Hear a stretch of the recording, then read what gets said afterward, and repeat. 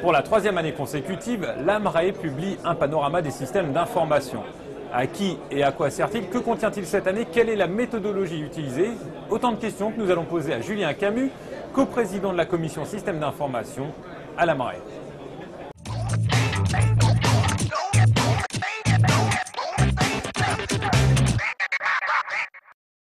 Julien, bonjour. Je vous reçois pour parler du panorama des systèmes d'information que va publier l'AMRAE dans quelques jours.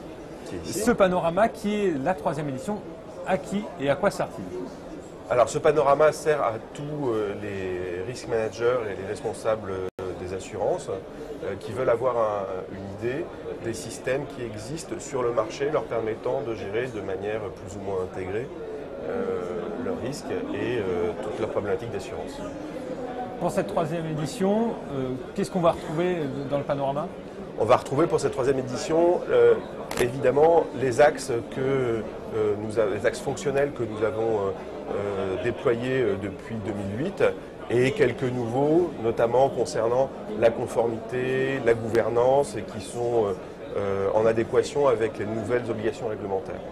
Votre manière de fonctionner, c'est participatif, c'est bien ça? Vous ne testez pas? Non, absolument. On ne se permet pas de tester ni de juger, c'est parfaitement objectif et c'est sur une base déclarative. On envoie un questionnaire avec les axes les axes d'analyse, donc il y en a 20 cette année. Ces axes d'analyse nous permettent de donner une note de 0 à 3 sur la couverture fonctionnelle de l'ensemble des différents produits disponibles sur le marché. Et c'est purement déclaratif, encore une fois. Chaque éditeur répond aux questions qui permettent de donner ces notes et ce qui nous permet évidemment d'avoir donc un panorama de l'ensemble des systèmes disponibles sur le marché, pour ceux qui ont répondu bien sûr. 22 éditeurs ont répondu cette année? Cette année, 22 éditeurs ont répondu, 4 nouveaux ont répondu, dont SAP, ce qui nous fait plaisir, ce qui nous permet d'imaginer que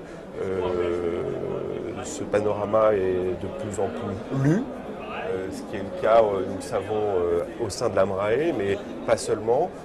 Et je crois que les éditeurs ont tout intérêt à continuer à travailler avec nous dans ce sens. Dernière question, je crois que les critères ont un peu évolué cette année?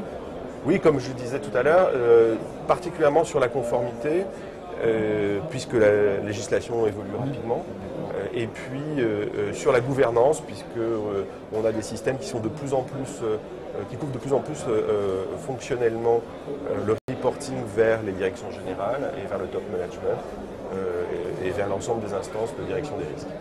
Julien, je vous remercie d'être venu faire cette interview dans cette drôle de boîte. Chers internautes, je vous donne rendez-vous très prochainement pour une nouvelle interview News Assurance Live.